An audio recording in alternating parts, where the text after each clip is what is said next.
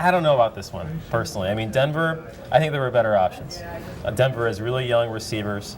I mean, obviously Peyton is. But they're negotiating already, But is it right? a done deal? It's Yeah, done? well, it's not a done deal, but Right. it looks like this is where he's headed. It sounds like he has basically told his agent that this is where I want to go. He doesn't want to play.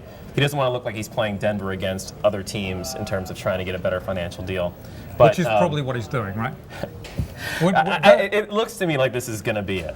Okay. Really? So the question is whether this move makes sense. And I mean, Denver obviously made the playoffs last season. They won a game, surprisingly, with Tim Tebow. But I love that. They won a game. well, you know, I mean, that was given the way they started the season and the way that team looked like they were going completely in the toilet. That was an accomplishment. But I just don't know if this was as good an option as, say, San Francisco, which has a great defense. If you remember, they only lost to the Giants in the playoffs because they basically couldn't field punts. I even thought Miami might have been a more interesting choice than this.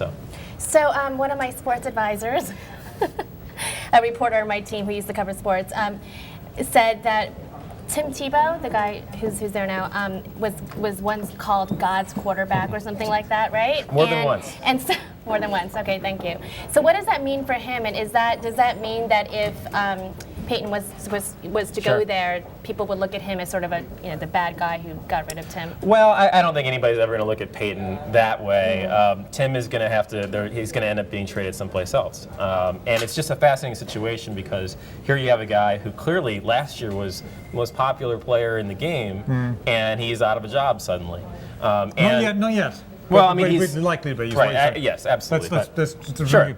So, Peyton Manning yes, he's younger than me, but for this game, he's not exactly a spring chicken, and he's gone through some injuries. Right. Does he have much time left to be playing this? And would that be a good buy for John Elway, who's the vice president, EVP of the Denver Broncos? I mean, is that Absolutely. good money, or is it better to go with stay with the potential of someone who could be big, Tim Tebow? All depends. If Peyton Depends, I love it. It depends on his health. I mean, he obviously has been out with this neck ailment, and if he comes back good as new, then it could be a great deal for them because Peyton, obviously, when he was healthy, was arguably the best quarterback in the game. But that's the big unknown. Peyton has even been telling teams that, look, I'm not 100% back yet, which, buyer beware on that.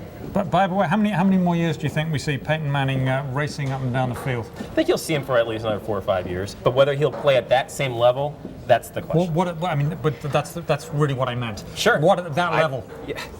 If I knew, the question is whether he's healthy, and nobody knows. Peyton doesn't know. I mean, he's been working out, and teams have been looking both at him in person. He's passed all the physicals, but we do not know whether he can stand the pounding.